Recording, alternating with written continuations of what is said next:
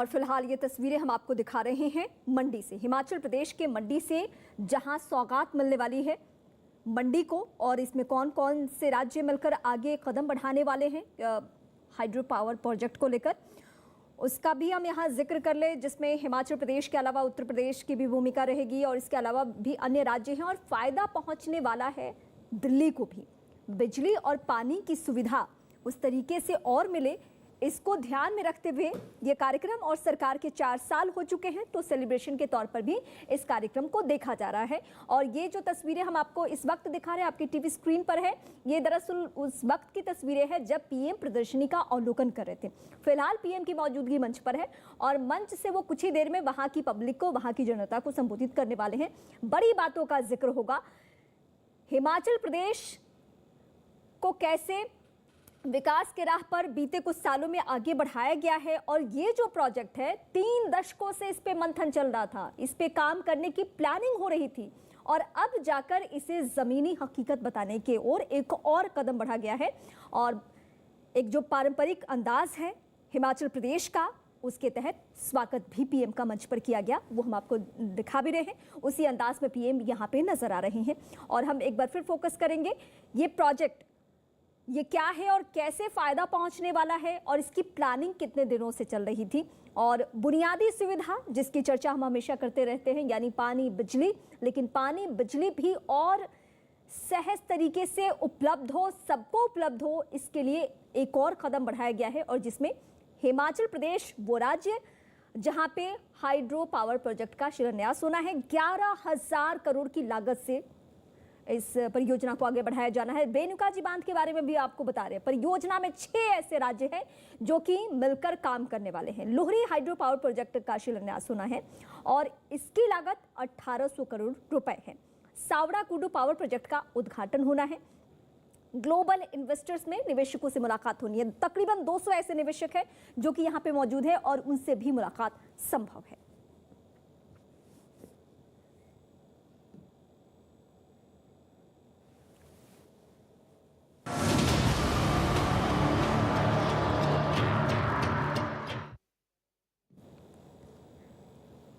बढ़ती हुई सर्दी की हम बात करते हैं। पहाड़ों पर हुई भारी बर्फबारी की वजह से मैदानी इलाकों में ठंड बेहद बढ़ चुकी है। जम्मू कश्मीर, हिमाचल प्रदेश, अरुणाचल प्रदेश और उत्तराखंड के कुछ ऐसे इलाके हैं जहां भारी बर्फबारी हुई है, जिसकी वजह से पारा बेहद नीचे जा चुका है, टेम्परेचर डाउन हो चुका है, कड़ाके की ठंड बढ़ चुकी है। जम्मू कश्मीर का बारामूला, सोनमर्ग, पटनी टॉप, सिक्किम का नाथुला, अरुणाचल प्रदेश का तवांग और उत्तराखंड का चमोली बर्फ की सफेद चादर से ढक चुका है। बर्फबारी की वजह से हर गली चौराहे पर सफेदी नजर आई। किसी के घर की छत बर्फ के वजह से पट गई तो कहीं सड़कों पर बर्फ ही बर्फ नजर आई। इस बर्फबारी ने लोगों का सड़क पर निकलना तक मुश्किल कर दिया है। तवांग में हुई जबरदस्त बर्फबारी से सब कुछ सफेद ही सफेद नजर आया। वहां हर तरफ कई फीट मोटी परत जमा होने की वजह से लोगों की परेशानियां पहले की तुलना में ज्यादा बढ़ चुकी है। कई ऐसे इलाके हैं जहां आसमान से इतनी बर्फ गिरी कि सब कुछ सफेद ही नजर आने लगा। पेड़ पौधे, मकान और सड़कें मानो जम सी गई है।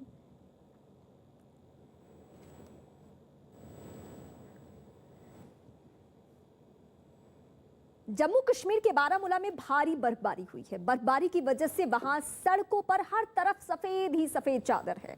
जहां तक नजर आपकी जाएगी वहां तक सिर्फ और सिर्फ आपको बर्फ ही बर्फ नजर आने वाला है।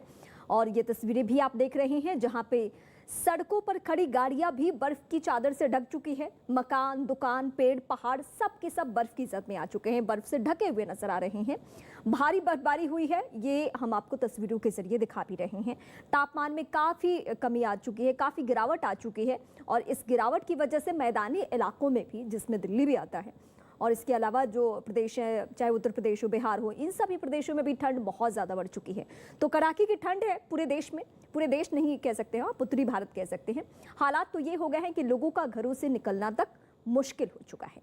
तो सर्दी ने हद मचा दी है और एक एक करके उन तमाम लद्दाख जैसे राज्य, लेह, इन सब के बारे में हम बता रहे हैं कि टेम्परेचर यहाँ पे कितना है। हिमाचल प्रदेश का किन्नौर माइनस में पहुँच चुका है, नाथुला सिक्किम का माइनस में पहुँचा हुआ है, Srinagar -2 temperature, Sonamarg -4 degree Celsius temperature, Patnitop 2 है यहाँ पे, शिमला की स्थिति है 2 टेम्परेचर यहाँ भी है, बारामूला भी यही स्थिति, यानी यहाँ भी सर्दी बहुत ज़्यादा।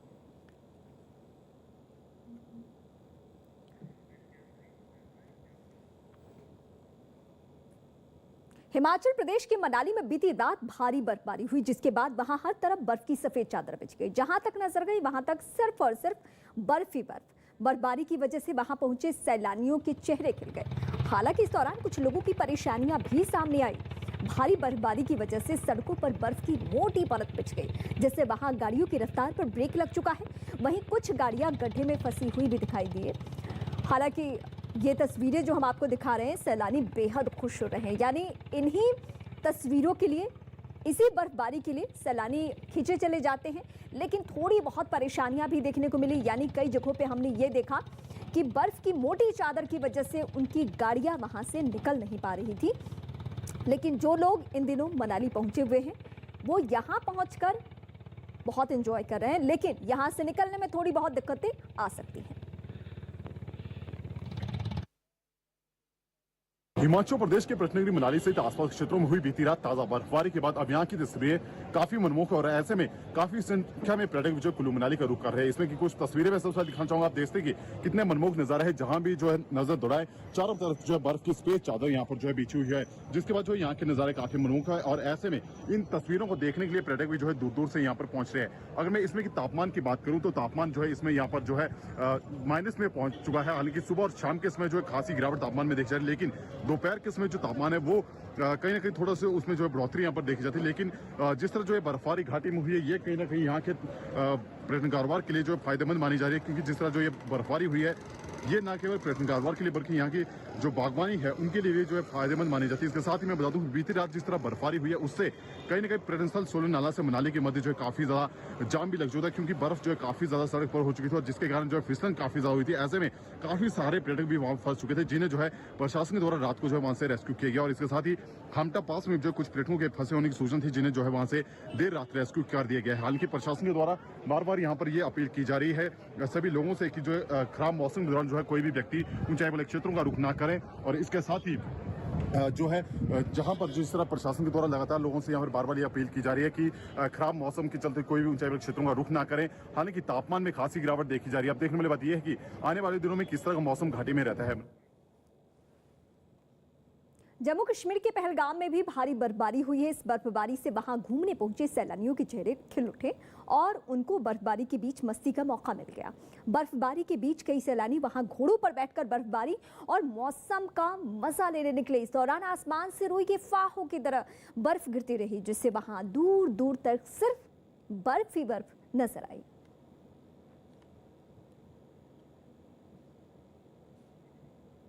तो हिमालय के पहाड़ी इलाकों में हुई भारी बर्फबारी ने लोगों की मुसीबतें बढ़ा दी है। मौसम विभाग ने ऊंचाई वाले इलाकों में भारी बर्फबारी और मैदानी इलाकों में बारिश का अनुमान भी जताया था, जो बिल्कुल सही साबित हुआ। लेकिन इस बर्फबारी ने कई जगहों पर लोगों की मुसीबतें भी बढ़ा दी है। सिक्किम में तो 1000 से ज्यादा सैलानी बीच रास्ते में ही फंस गए।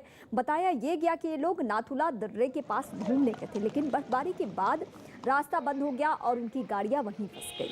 सामने आई एक तस्वीर में एक कार सड़क पर किसी खिलौने की तरफ फिसलती नजर आई। खबर तो ये भी है कि इन सभी लोगों को बाद में सेना की मदद से रेस्क्यू किया गया। यानी आप घूमने तो निकले, लेकिन इस हिदायत का जरूर ख्याल रखें कि किसी ऐसी जगह पे ना चले जाए जहां आपकी गाड़ी फंस जाए और घंटों की मशक्कत के बाद आप बाहर निकल सके। अब इसके बाद हम अरुणाचल प्रदेश की बात करते हैं। यहाँ हालात और भी खराब हो चुके हैं। मौसम में हुए बदलाव की वजह से तवांग में टेम्परेचर कितना पहुंचा है, -25 पहुंच चुका है। तवांग में हो रही बर्फबारी का एक वीडियो केंद्रीय मंत्री किरेन रिजिजू ने शेयर किया, जिसमें वो खुद अपने काफिले समेत कई लोगों के साथ वो फंसे हुए दिखे। इस वीडियो में वो बर्फ में फंसी गाड़ियों में धक्का लगाते हुए तक नजर आए। तवांग में हो रही भारी बर्फबारी पर किरेन रिजिजू ने वहां घूमने आने वाले लोगों से सावधान रहने और जरूरी निर्देशों का पालन करने की भी अपील की है। अब अरुणाचल प्रदेश के बाद हम बात करते हैं जम्मू कश्मीर की, यानी जम्मू कश्मीर में कैसे हालात बने हुए हैं। ये तस्वीरें अब आपके सामने हैं, आपकी टीवी स्क्रीन पर है। वहां सोनमर्ग में सड़कें इतनी खतरनाक हो गई कि उन पर चलना मौत को दावत देने जैसा हो चुका है। सामने आई एक तस्वीर में तो एक गाड़ी ब्रेक लगाने के बाद दूर तक फिसलती रही, दूसरी गाड़ी का भी यही हाल हुआ। ब्रेक लगाने के बाद तो पूरा 360 डिग्री घूम गई। सड़कों पर गिरी बर्फ की वजह से वहां गाड़ियों को चलाना बेहद मुश्किल हो चुका है। हालात तो ये हो गए हैं कि गाड़ियों को बेहद कम रफ्तार में सावधानी से चलाने के बाद भी उन्हें संभालना मुश्किल हो रहा है। ये तस्वीरें देखकर आपको यकीन हो जाएगा कि अगर आप भी ऐसे जगहों पे जाने की प्लानिंग कर रही हैं तो थोड़ा संभल कर, क्योंकि ऐसी स्थिति से आपको निपटना पड़ेगा फिर।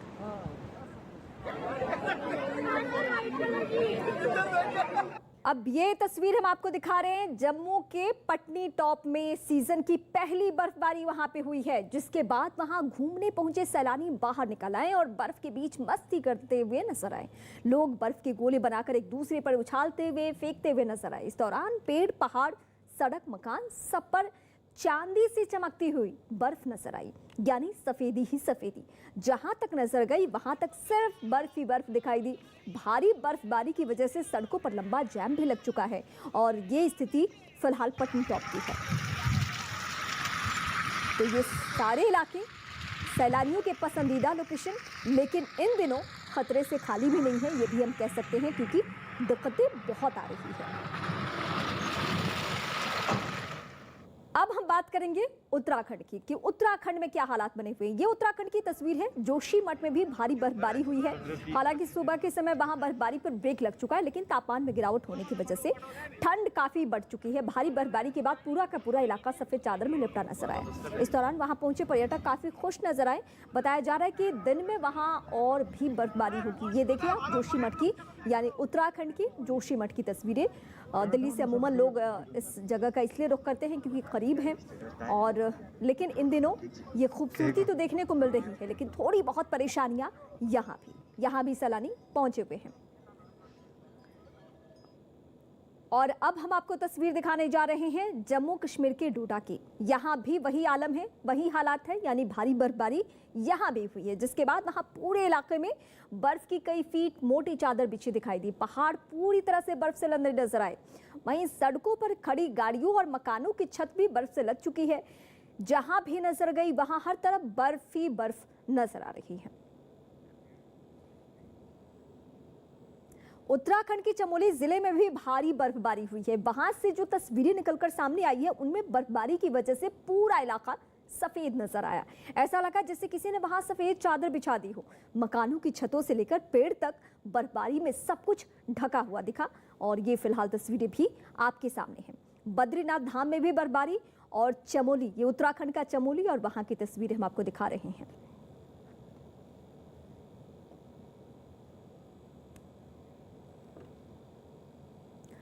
हिमाचल प्रदेश और जम्मू कश्मीर के कई इलाकों में फिर से बर्फबारी शुरू हो चुकी है। हिमाचल के नाराकांडा से जो तस्वीरें सामने आई है उनमें सैलानी बर्फबारी से काफी खुश दिखाई दिए और उन्होंने अपनी गाड़ियों को बीच सड़क पर रोककर इसका मजा भी लिया, लुत्फ भी उठाया। इस दौरान कुछ लोग तो तस्वीर खिंचाते भी नजर आ रहे थे, वहीं दूसरे इलाके में भी पर्यटक बर्फबारी में मस्ती करते हुए नजर आए।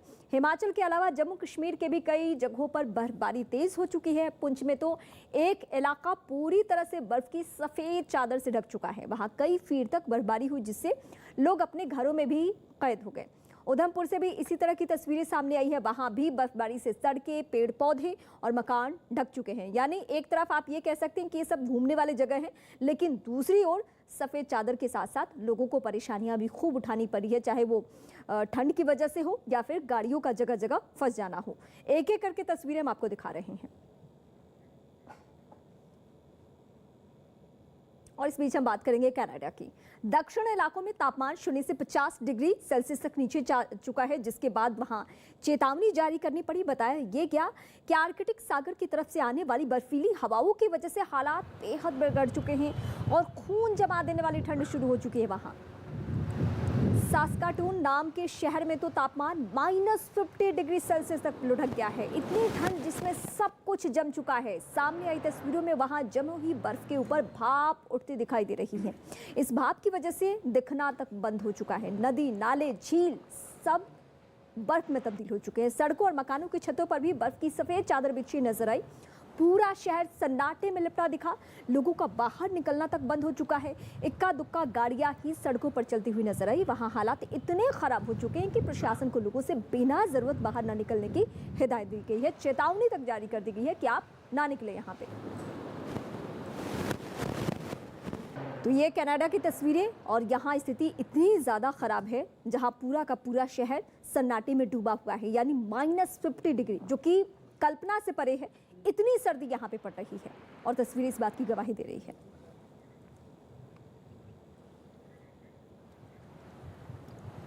अब हम छत्तीसगढ़ की बात करेंगे। रायपुर में महात्मा गांधी के खिलाफ विवादास्पद बयान देने के मामले में कालीचरण महाराज के खिलाफ मामला दर्ज हो चुका है। रायपुर में आयोजित धर्म संसद के दौरान कालीचरण महाराज पर महात्मा गांधी के खिलाफ विवादास्पद बयान देने का आरोप है। रायपुर में हिंदू धर्म पर चिंतन और चर्चा के लिए धर्म संसद का आयोजन किया गया था, लेकिन उस दौरान कालीचरण ने जिन शब्दों का इस्तेमाल किया उसे हम दोहराना भी नहीं चाहेंगे, जिसमें संत कालीचरण महाराज समेत कई साधु संत शामिल हुए थे। धर्म संसद को संबोधित करते हुए कालीचरण महाराज ने बापू के खिलाफ टिप्पणी करते हुए कहा कि उन्होंने देश का सत्यानाश कर दिया। इतना ही नहीं, इस दौरान कालीचरण ने बापू के खिलाफ ऐसे शब्दों का इस्तेमाल किया जिसे हम वाकई आपको नहीं सुना सकते हैं।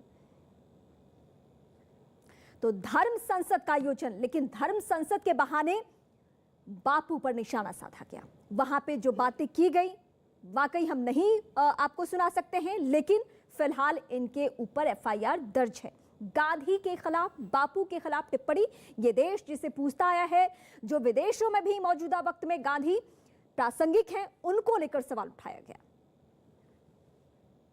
इस्लाम का टारगेट राजनीति के द्वारा राष्ट्र कब्जाना है। उन्होंने हमारे आंखों के सामने 47 में कब्जा लिए भैया, दो कब्जाएं हमारे आंखों के सामने। ईरान, इराक, अफगानिस्तान तो पहले ही कब्जा चुके थे। बांग्लादेश और पाकिस्तान हमारे सामने कब्जाया, उन्होंने राजनीति के द्वारा कब्जाया। मोहनदास करमचंद गांधी और नाथुराम गोडसे जी को नमस्कार है।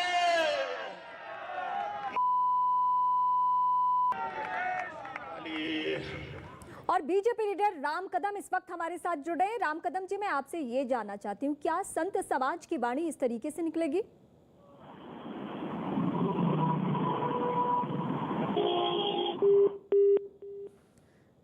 जुड़ने की कोशिश रहेगी एक बार फिर से, लेकिन हम आपको अब बड़ी बातें सुनवा चुके हैं, बयान सुनवा चुके हैं कि आखिर कालीचरण महाराज पे एफआईआर दर्ज हुआ है, तो आखिर इसके पीछे मकसद क्या है?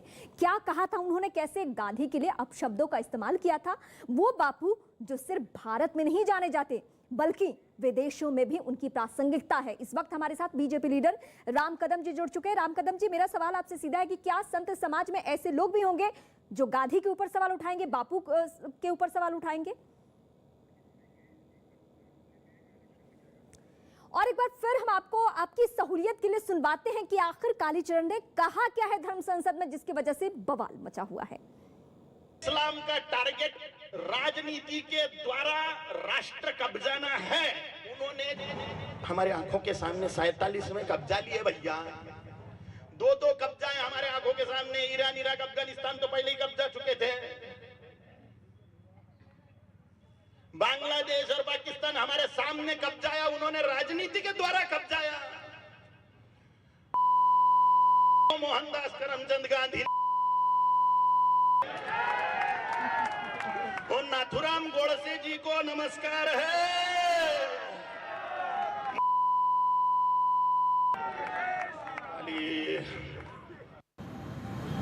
वह महात्मा गांधी ने क्या कुछ नहीं किया जिसे राष्ट्रपिता का के उपाधि से आज नवाजा गया। अब उनके विषय में इस धर्म संसद से ऐसी बात, ये हमारा सनातन धर्म नहीं हो सकता। मैं बहुत क्षमा चाहता हूं आप सबसे, आप लोग भले बुरा लगा हो, लेकिन इस धर्म संसद में अपने आप को अलग करता हूं, पृथक करता हूं। और इस वक्त कांग्रेस पार्टी के लीडर चरणजीत सिंह सापरा इस वक्त हमारे साथ जुड़ रहे हैं। चरणजीत सिंह जी, मैं आपसे ये जानना चाहती हूँ कि गांधी के देश में नाथूराम गोडसे के लिए जयकारा लगेगा और हम सब सुनते रहेंगे? बहुत ही दुर्भाग्यपूर्ण बात है कि इस तरह का वक्तव्य वो महाराज जो थे कालीचरण, उन्होंने ये किया है। हाँ। और मैं समझता हूं कि ठीक हुआ कि उनके खिलाफ जो एफआईआर हो रहा है वो भी उचित निर्णय है। और एक आश्चर्य की बात है कि इसके ऊपर भारतीय जनता पार्टी के कोई नेताओं की प्रतिक्रिया नहीं आ रही है इसके विरुद्ध। अब चूंकि आपने बीजेपी का जिक्र किया है तो आपकी सहूलियत के लिए बीजेपी के लीडर राम कदम जी इस वक्त हमारे साथ जुड़े हुए हैं। राम कदम जी, एक सवाल तो मेरा भी है कि इतनी छूट संत समाज को कहां से मिली है कि सीधे सीधे गांधी के देश में नाथूराम गोडसे का जिक्र हो रहा है, जयकारा लग रहा है? नहीं, महात्मा गांधी जी का आदर और सम्मान न केवल सारा देश बल्कि सारा विश्व करता है। बिल्कुल। किसी के एक व्यक्तिगत निजी बयान को हाँ। दल के साथ जोड़ना ये कांग्रेस की ऊंची राजनीति है। जिस प्रकार से पूर्व वक्ता कांग्रेस के प्रवक्ता चरणजीत सप्रा जी कह रहे थे, तो पूरी तरह से दुर्भाग्यपूर्ण इसलिए है कि हमने कभी इस प्रकार की बातों का हमने ना कभी अतीत में समर्थन किया है, न वर्तमान में समर्थन करने का कोई हमारा उस प्रकार का कोई काम है। पूरी तरह से महात्मा गांधी जी को सम्मान देने का काम आदरणीय मोदी जी के नेतृत्व में विगत 7 वर्षों में सबसे अधिक हुआ है। चरण सिंह जी, अगर आप तक ये सवाल पहुंच रहा है, ये जवाब पहुंच रहा है, तो प्लीज आप ही रिप्लाई कीजिए, बेहतर होगा। जी, मैं यही कहना चाहता हूं कि क्यों नहीं कल से लेकर के आज तक किसी भी भारतीय जनता पार्टी के प्रमुख नेता का इस महाराज कालीचरण के खिलाफ में कोई बयान क्यों नहीं आया है। हिंदू गांधी के अपमान पर कोई मौन नहीं रखना चाहिए। गांधी के अपमान पर मौन न रखकर मैं तारीफ करना चाहूंगा संत रामसुंदर दास जी, जिन्होंने उसी मंच पर कालीचरण महाराज के इस वक्तव्य का निषेध किया। उन्होंने भर्त्सना की और वहां से वो निकल गए। भारतीय जनता पार्टी को खुल करके महात्मा गांधी जी के समर्थन में आना चाहिए। अगर वो उनके मुंह में दही जमी है तो सारा देश देख रहा है कि इनके दांत खाने के और दिखाने के और है। राम कदम जी, खाने के दांत और दिखाने के दांत और, ये कहा जा रहा है कांग्रेस पार्टी की तरफ से। हम यदि सवाल पूछते हैं, जब तांडव वेब सीरीज में देवी देवताओं को गाली दी जा रही थी तब कांग्रेस की कौन सी निद्रा में थे?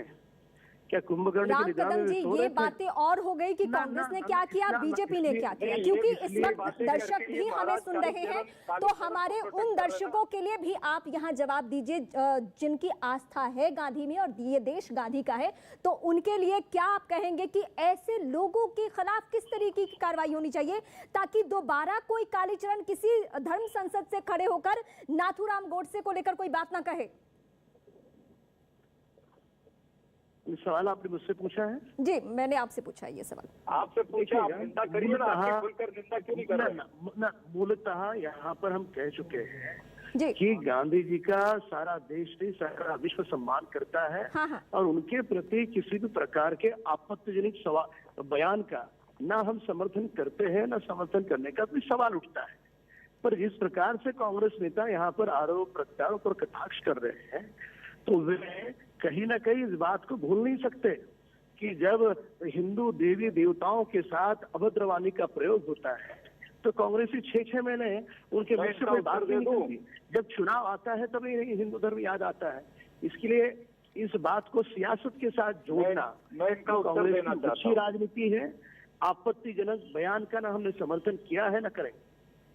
सिर्फ आपत्तिजनक बयान या कार्रवाई भी होनी चाहिए? मैं अभी पूरा बयान सुनना होगा, मैंने पूरा बयान सुना नहीं है। पूरा बयान सुनने के बाद उस पर बहुत हैरानी की बात है, लेकिन ना कोई बच नहीं रहेगा। चरण सिंह जी, किसी भी प्रकार कार्रवाई को लेकर आपको सब लोग उम्मीद की निगाह से देख रहे हैं कि आप लोग कार्रवाई करेंगे, और कितना इंतजार सबको करना होगा? देखिए, ये गोडसे के पुजारी राम कदम जो बोल रहे हैं, इनका पर्दाफाश हो चुका है। ना तो ये सीधा निंदा कर रहे हैं और ना ये कालीचरण के खिलाफ में कुछ बोलना चाहते हैं, ना ये उसके ऊपर कोई एक्शन लेने की बात करते हैं। रायपुर में कांग्रेस पार्टी की सरकार है, वहां पर एफआईआर लिया गया है। निश्चित रूप से मात्र वही नहीं, पूरे देश के अंदर कहीं भी महात्मा गांधी जी के खिलाफ अगर शब्द बोले जाएंगे तो वो महात्मा गांधी इस देश के राष्ट्रपिता हैं। चरण सिंह ने आश्वासन दे दिया कि कार्रवाई होगी, एफआईआर दर्ज हो चुका है, लेकिन राम कदम जी आपको लेकर वो कह रहे हैं कि इतना वक्त हो चुका है और आपने बयान ही नहीं सुना, आप गोडसे की पुजारी हैं, ये शब्द कांग्रेस पार्टी के हैं। कांग्रेस की ये पुरानी आदत है कि जब साधु संतों की कुछ बात आती है हैं? तो उस बात को इस सियासत के साथ जोड़ते नहीं, आप गौर हमने से की कब निंदा उनके बयान करिए का ना। समर्थन किया है? हमने उस बयान का समर्थन नहीं, निंदा तो करिए। ना समर्थन निंदा तो किया है, करिए। तो उसके बाद इस प्रकार से कुछ कोई कारण न होते हुए जोड़ना। निंदा तो करिए, देश देख रहा है कि आपकी क्या मंशा है। निंदा तो करिए, कालीचरण और गोडसे की निंदा तो करिए, समर्थन नहीं कर रहे, निंदा करिए ना खुलेआम। क्यों शर्म आ रही है आपको? हमने कौन से शब्दों का प्रयोग करना बोलिए है? कि गोडसे जो है वो पहला देश का आतंकवादी था। बोलिए गोडसे ने महात्मा गांधी की हत्या की वो गलत की थी। बोलिए कि गोडसे के पुजारी जो है वो गलत है। हमने हमेशा बोलिए कि कालीचरण पर सख्त कार्रवाई होनी चाहिए। आपके मुंह में दही जम रही है, आप भी इधर उधर की बातें कर रहे हैं, जलेबियां तल रहे हैं, रहता फैलाने का प्रयास कर रहे हैं। आप जनता के सामने चलिए एक बार और हम आप सभी का, आप दोनों का रुख करेंगे। इस वक्त हम बड़ी खबर अपने दर्शकों को भी बता रहे हैं कि छत्तीसगढ़ की अगली दरअसल खबर है। इसके पहले जो हम आपको बता रहे थे कि रायपुर में हुआ क्या है और कालीचरण पे अब FIR दर्ज हो चुका है। कांग्रेस पार्टी के जो लीडर इस वक्त हमसे जुड़े हुए थे, उन्होंने सीधे आश्वासन दिया है कि आने वाले दिनों में एक्शन लेंगे। छत्तीसगढ़ के मुख्यमंत्री भूपेश बघेल ने भी कालीचरण महाराज के बयान की कड़ी निंदा की और उनके खिलाफ कार्रवाई का भरोसा दिया है। इस्लाम का टारगेट राजनीति के द्वारा राष्ट्र कब्जाना है। उन्होंने हमारे आंखों के सामने 47 में कब्जा लिए भैया, दो कब्जा है हमारे आंखों के सामने। ईरान, इराक, अफगानिस्तान तो पहले ही कब्जा चुके थे। बांग्लादेश और पाकिस्तान हमारे सामने कब्जाया, उन्होंने राजनीति के द्वारा कब्जाया। मोहनदास करमचंद गांधी और नाथुराम गोडसे जी को नमस्कार है।